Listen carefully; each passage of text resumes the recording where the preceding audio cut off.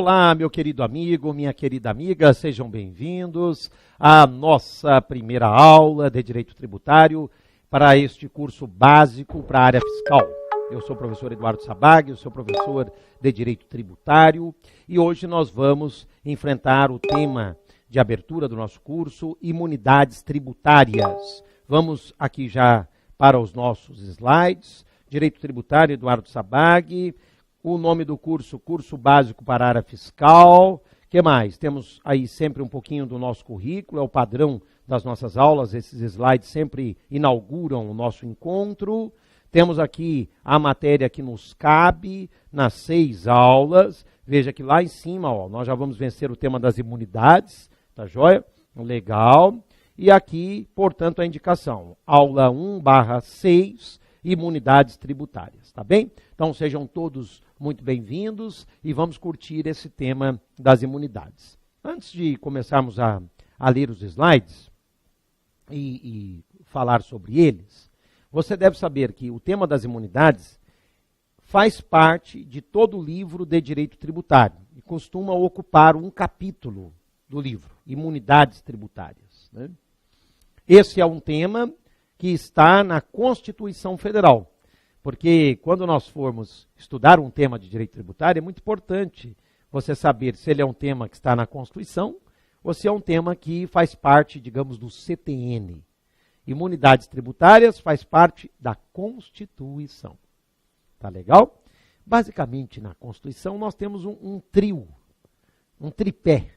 Nós temos princípios tributários, nós temos imunidades tributárias e temos os tributos. Desses 3 temas, 2 deles, você já estudou com o professor Alain. Princípios e tributos. Aí, um tema desse tripé constitucional, você vai estudar comigo, que é o tema das imunidades. Legal? Ótimo.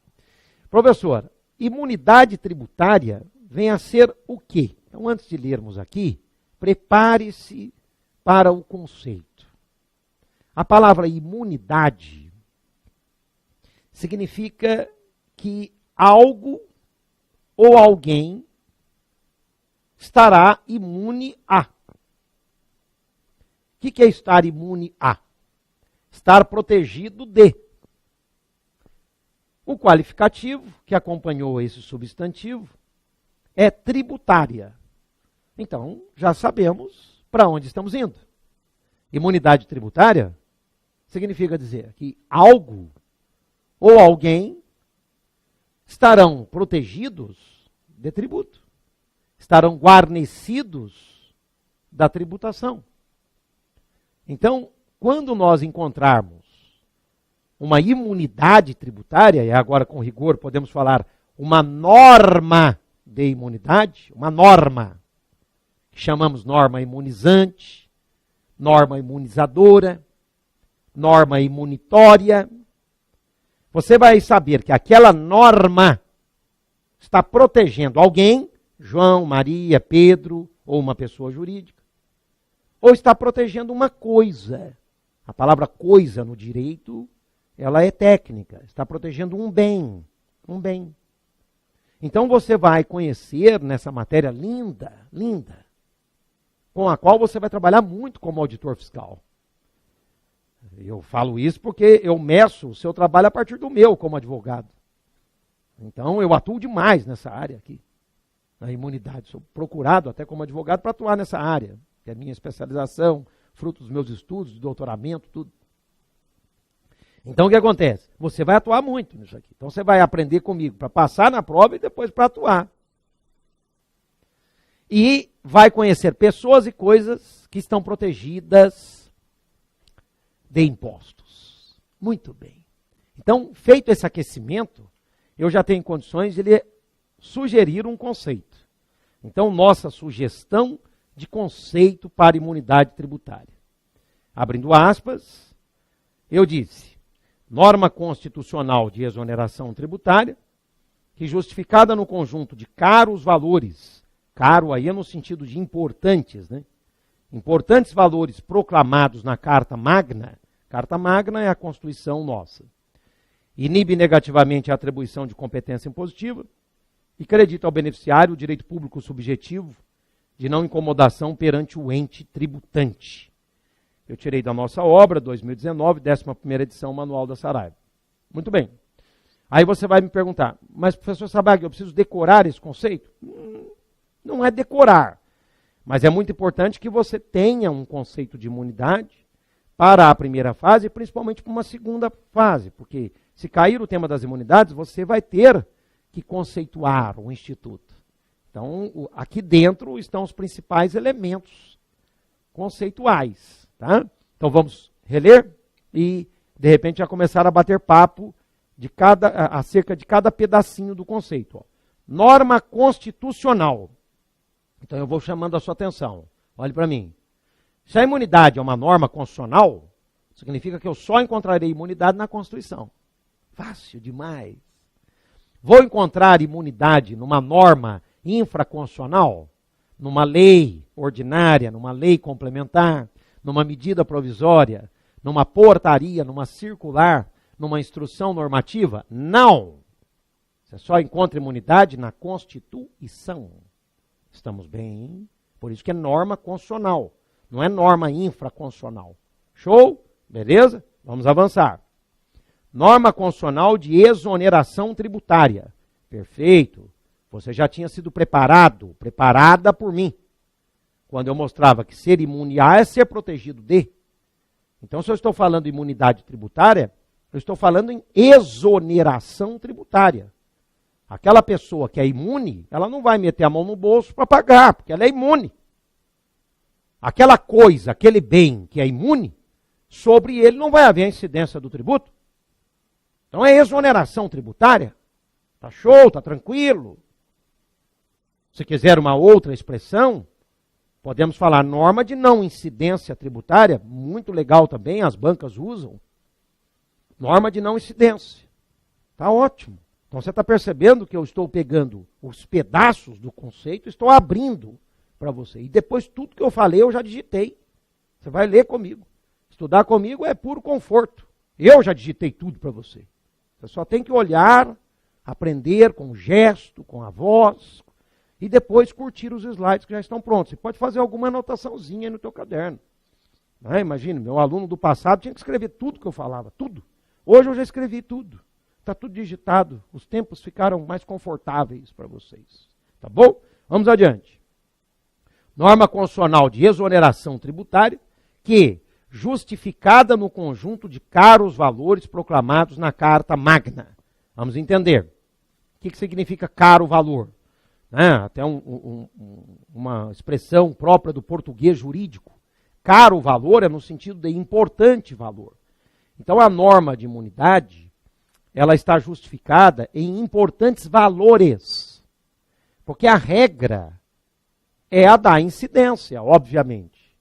Se você falar para o seu primo, sua esposa, seu marido, seu cunhado, irmão, falar que está estudando direito tributário com o professor Sabag, a primeira coisa que ele vai falar, tá, tributário, então você estuda as pessoas que pagam tributo, de repente ele não tem ideia. Você estuda o quê?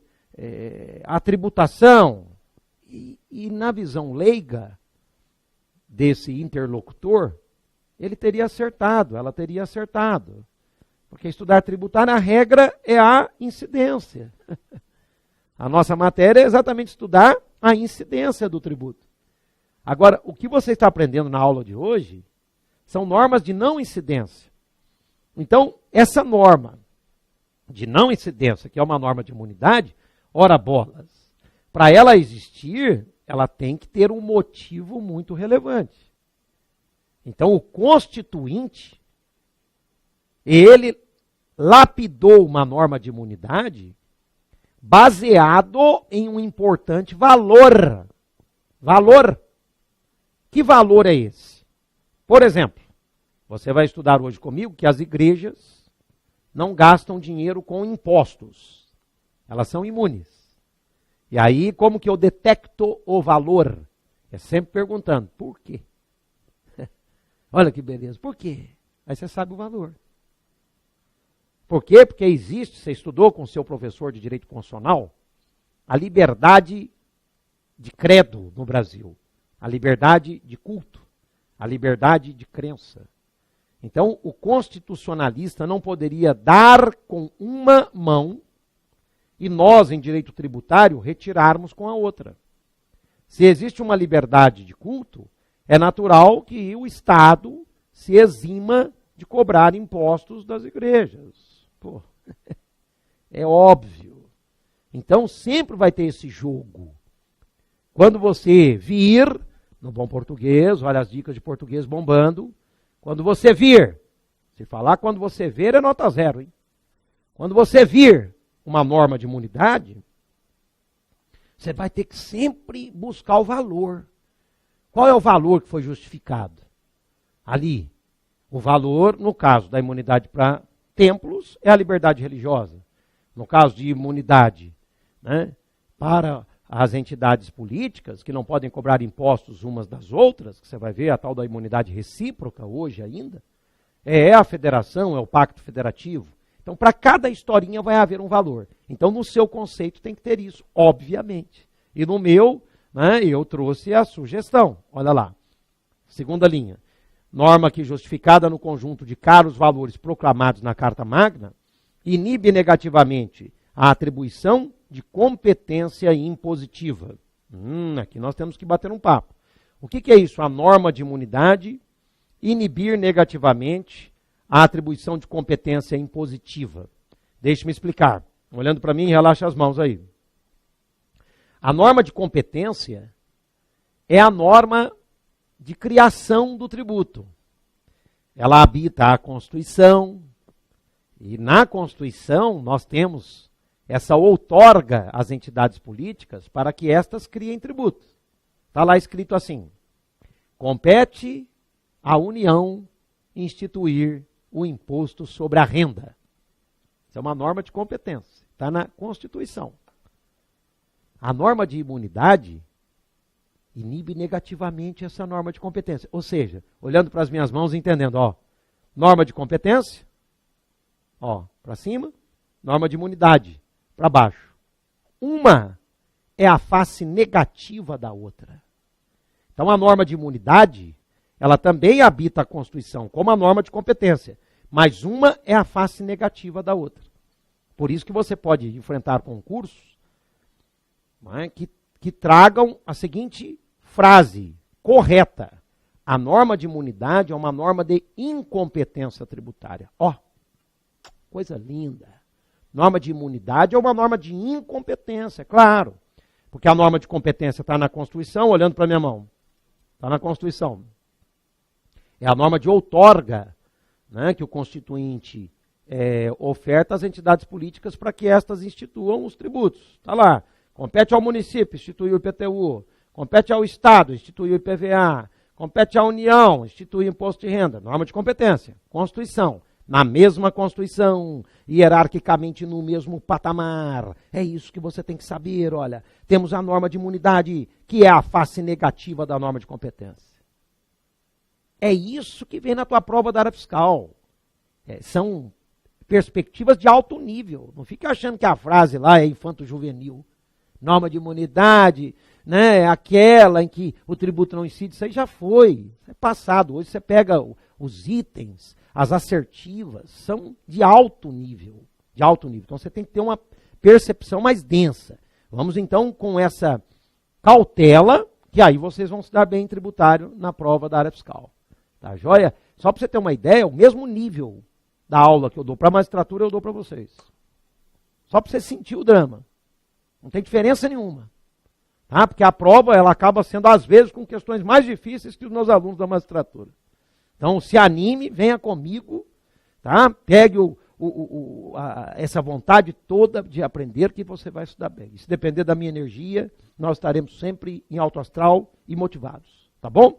Vamos lá? O que nós temos? O que mais? Ali embaixo, ó. E acredita ao beneficiário o direito público subjetivo de não incomodação perante o ente tributante. O que é isso? Uma norma acreditar ao beneficiário o direito público subjetivo de não incomodação perante o ente tributante. É assim, se existe uma norma de imunidade, ela está protegendo aquela pessoa, ela está protegendo aquele bem. Então, nada e ninguém poderão subverter esses limites, que são intransponíveis. Nada e ninguém. Porque o Constituinte quis. E no plano da hierarquia das normas, a Constituição está lá em cima. Então não é o legislador está para baixo, ele não pode subverter aquelas fronteiras, aqueles limites da norma imunizante. Não é o Poder Judiciário, não é o juiz que pode subverter o que está na Constituição, e não é o Poder Executivo, por meio dos auditores fiscais. Vocês também deverão respeitar as normas de imunidade. Ah, professor Sabag, mas como que o senhor disse que atua, não é, nessa área? O fiscal chegou a uma empresa ou fiscalizou um determinado contribuinte e entendeu que ele deveria pagar tributo, mesmo havendo uma imunidade que supostamente lhe protegia. É isso? Sim. Vocês, a depender da situação, poderão detectar irregularidades, suspender a imunidade e cobrar o tributo que deveria ter sido pago e que até então não estava irregularmente sendo, né? Justamente porque a pessoa entendeu que era beneficiária da imunidade. Isso é normal. Aí eu, como advogado, vou tentar provar, suponhamos, que ela merecia sim a imunidade. Não estou dizendo que a autoridade fiscal não pode autuar, que o juiz não pode sentenciar contra. Estou dizendo que são limites intransponíveis em tese. Mas é claro que, a depender da convicção, né, do intérprete, esses limites poderão ser ultrapassados e caberá ao contribuinte fazer a sua defesa. Isso que eu estou explicando. Mas a norma de imunidade, ela confere ao beneficiário um direito de não incomodação. Tá? Então, assim, você pode fazer o seu conceito. Se você gostou do meu, você vai lê-lo 200 vezes até o dia do seu concurso, você vai conseguir reproduzi-lo numa prova discursiva, sobretudo. Tá? E com isso a gente se despede dele. Vamos dar a última lida, porque depois os outros slides vão reproduzir a minha fala. Tá joia? Olha lá, norma constitucional de exoneração tributária, que justificada no conjunto de caros valores proclamados na Carta Magna, inibe negativamente a atribuição de competência impositiva e acredita ao beneficiário o direito público subjetivo de não incomodação perante o ente tributante. Muito bem. Aí vem exatamente o que eu havia falado. Eu já digitei tudo para você. Ó. Conceito, complemento. Norma de imunidade tributária, número 1. Norma com sede na Constituição, diferentemente de uma norma de isenção, uma norma de remissão, etc. Então, assim, de cara para a primeira aula, né, primeiro quarto, né, da nossa aula, os primeiros 30 minutos do nosso convívio, né, que vai ser muito longo, muito frutífero. Você está vendo que se a norma está na Constituição e ela protege pessoas e coisas, essa norma ela se chama imunidade. Agora, se a norma não está na Constituição e eventualmente protege pessoas e coisas, aí vocês vão conhecer os benefícios fiscais, né, infraconstitucionais.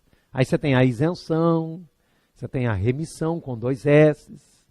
Ah, professor, nossa, então eu posso dizer que a diferença básica entre isenção e imunidade é esta de cunho topográfico, né? Topografia com relação ao lugar. Sim, imunidade está na Constituição, isenção está na lei.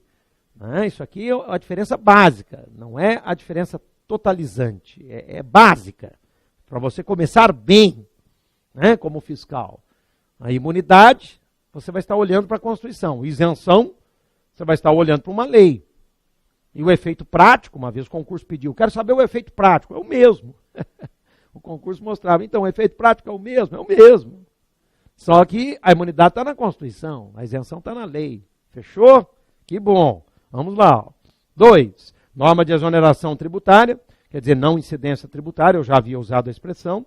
3. Justifica-se em relevantes valores, liberdade religiosa, liberdade política, liberdade sindical, liberdade de expressão. Sempre a matéria imunidade, ela estará justificada em liberdades. Liberdades. Né? Muito bem, eu pego as autuações, né, que os auditores fiscais tão bem realizam, né, e eu noto que eles dão show, né, na compreensão do Instituto da Imunidade, dá para ver que foram muito bem formados, não é, no período de preparação para o êxito na prova, e trabalham com tudo isso aqui, explicam dos valores, por isso que você está aprendendo com a densidade. né, necessária. E na nossa matéria, quase sempre, tudo que você vai aprender, você vai usar no seu dia a dia. Então, não temos esse objetivo, às vezes, tão imediato, que é a prova. Claro que ela precisa ser enfrentada. Mas comigo aqui agora, você está aprendendo para a sua vida como fiscal, tá? Como que você vai se comportar amanhã. Beleza. 4. Norma de imunidade é a face negativa da norma de competência tributária. Há quem denomine de norma de incompetência tributária. Excelente. Exemplo, IPTU, Imposto de Competência dos Municípios e Distrito Federal. Norma de competência. Logo abaixo, não incide o IPTU sobre o templo religioso. Norma de imunidade. Então você viu que uma é a face negativa da outra. E ambas estão no mesmo patamar hierárquico que é o texto constitucional. Número 5. Nada e ninguém poderão contrariar os limites impostos pela norma de imunidade, nem o Poder Executivo, por meio dos auditores fiscais, nas autuações, exceto naquela hipótese que eu mostrei, né? Você percebendo que o contribuinte está desfrutando de uma proteção imunizante sem merecer. Aí você vai suspender a imunidade e vai cobrar o imposto. Show de bola. Né? Mas assim, fora desse cenário, digamos, de contrariedade à Constituição, você tem que respeitar a imunidade, assim como o juiz tem, assim como todos nós temos, né? Poder Legislativo, representantes do povo nas edições de leis, quer dizer, não pode ser publicada uma lei ordinária que preveja a incidência de impostos sobre igreja. Se nós temos a Constituição falando que as igrejas são imunes a impostos. Isso que eu estou querendo dizer. O legislador não pode contrariar a Constituição. Tá? E o Poder Judiciário, os magistrados nas sentenças. Tudo bem? Por quê? Por quê? Esse é um dos 4 porquês, né? Separado e com acento. Né? Vamos sempre recapitular aí os porquês. Né? O beneficiário dispõe de um direito de não incomodação perante os entes tributantes, União, Estados, Municípios e Distrito Federal. Então, a notícia é muito boa. Nós vencemos o conceito, dissecamos, o que é dissecar? Né? É expor minuciosamente. Você já pegou todos os pedaços do conceito, está preparadíssimo, né, com o conceito de imunidade tributária, e agora a gente avança com mais pegadinhas. Né? Por exemplo, se a norma tem sede constitucional, ela vai ser uma norma de imunidade, falamos imunizante, imunitória, imunizadora. Se a norma tem sede infraconstitucional, poderá ser uma norma de isenção, falamos isentante, isentiva ou isencional. Né? Então você tem que ter a terminologia, sobretudo para uma prova discursiva. Minhas aulas vão ser sempre focadas nas questões de múltipla escolha e prova discursiva. Tá? Então essa é a ideia, você só vai passar no concurso com essas 2 etapas corriqueiramente presentes no seu concurso, tá? Ótimo. O que mais? Aliás, né, tem toda uma lógica nisso, porque a Receita Federal do Brasil, antigamente, não fazia a segunda fase. Tá? Não fazia. Era só uma fase, questão de múltipla escolha. E você sabe por que começaram as provas discursivas? Não imagina a razão? Não imagina? Então, eles começaram a notar que os aprovados, preparadíssimos, porque o concurso é dificílimo, né? E você vai passar. Mas eles começaram a notar que, embora o candidato tinha superado aquelas provas difíceis, na hora que dava a caneta para ele, é isso mesmo. E aí qual é o problema? Qual é o problema? Vocês, como auditores fiscais, vão autuar e vão ter que justificar a autuação. E se justifica como? É no papel. No papel. Do lado oposto, quem que estão? Quem que está? O advogado tributarista. Nunca perca de vista. Na seara do direito, a nossa área é uma das mais sofisticadas. Então, o advogado tributarista, ele é uma pessoa preparada. Essa é a regra. Então, o que acontece? Você, se não justificar muito bem a autuação, você pode ter um problema. E tudo no direito é caneta no papel. Então, você está entendendo por que eles começaram a exigir as provas discursivas. Porque a autoridade fiscal, ela precisa se portar bem na oralidade, né, e no texto escrito. Não é só na questão de múltipla escolha. Tá? Então, sempre português é tudo. É tudo.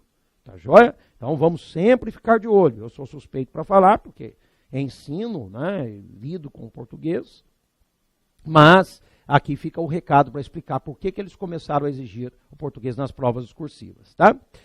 Dispositivos na Constituição, falsas isenções. Vamos ver o que está acontecendo aqui.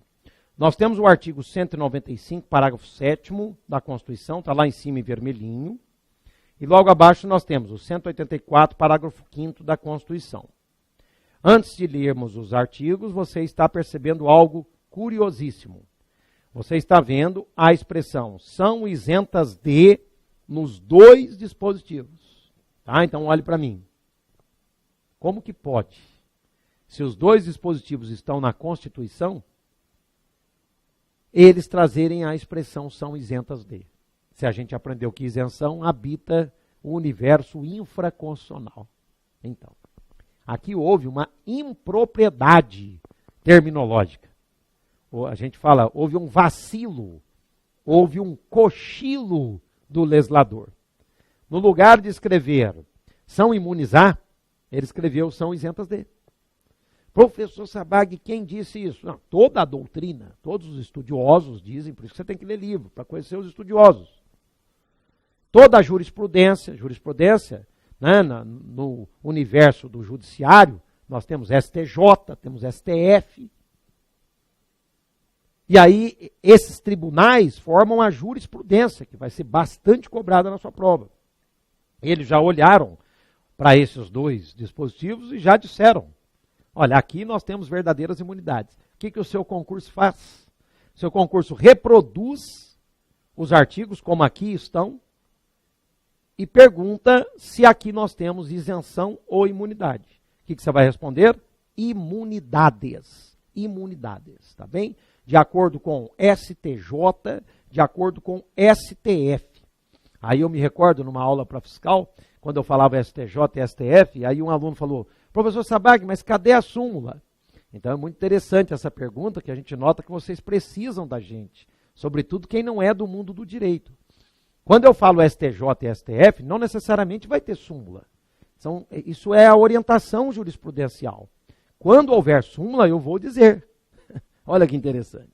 Então, assim, guarde isso. Se eu falo STJ e STF, não falei súmula, porque eu não tenho súmula. Agora, se tiver súmula, eu vou falar.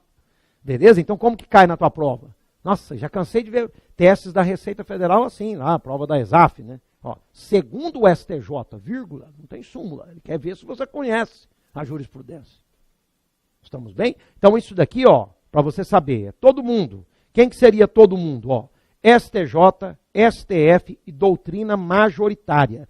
Todo mundo concluindo com a última frase lá embaixo. Ó, são verdadeiras imunidades. Então, vale a pena você decorar esses dois artigos e saber que aí nós temos imunidades. Vamos lê-los? Primeiro, são isentas de contribuição para a Seguridade Social as entidades beneficentes de assistência social que atendam às exigências estabelecidas em lei.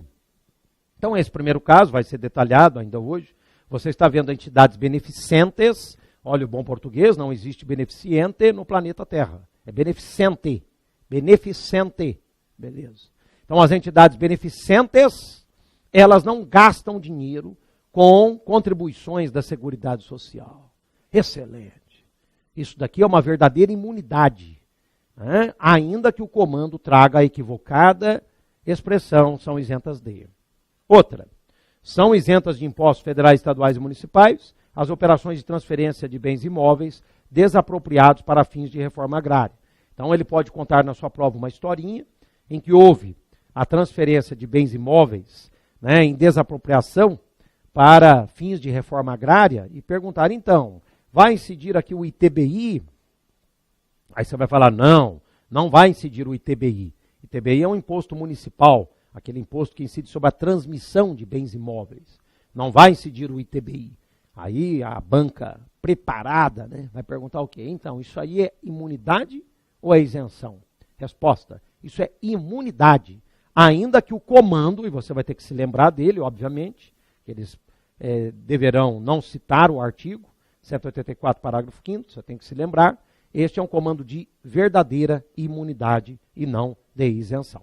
Estamos bem? Legal? Nós já fechamos, então, o primeiro bloco, aqui com o horário em cima, 30 minutos. Teremos mais 3 blocos, né? Se a gente não conseguir vencer hoje a matéria imunidade, não tem problema, está na programação das 6 aulas, mas hoje nós vamos vencer boa parte da matéria imunidade, que ela é grande. Só para você ter uma noção, né, no livro, eu falo livro, tomo como base a minha obra, o manual. Sabe quantas páginas a matéria imunidade ocupa no livro? 100 páginas. 100 páginas do livro. Quase é um livro à parte. E aí você tem que aprender comigo em uma aula, de repente um pouco mais, para você entender o desafio que nos cabe e o desafio que lhe cabe reflexamente. Qual que é o seu dever de casa? Então, além da nossa aula, você vai ter que correr, vai ter que amplificar o conhecimento, que a prova, ela vem, né, no nível que você já sabe. E amanhã você vai ter o orgulho de falar que foi aprovado no concurso da área fiscal, que é conhecidamente, né, um dos concursos mais difíceis do Brasil, os mais disputados do Brasil. Tá joia? Mas nós vamos fazê-lo aprovada seguramente. Tá bom? Vamos tomar um cafezinho? Voltaremos em instantes. Até já já.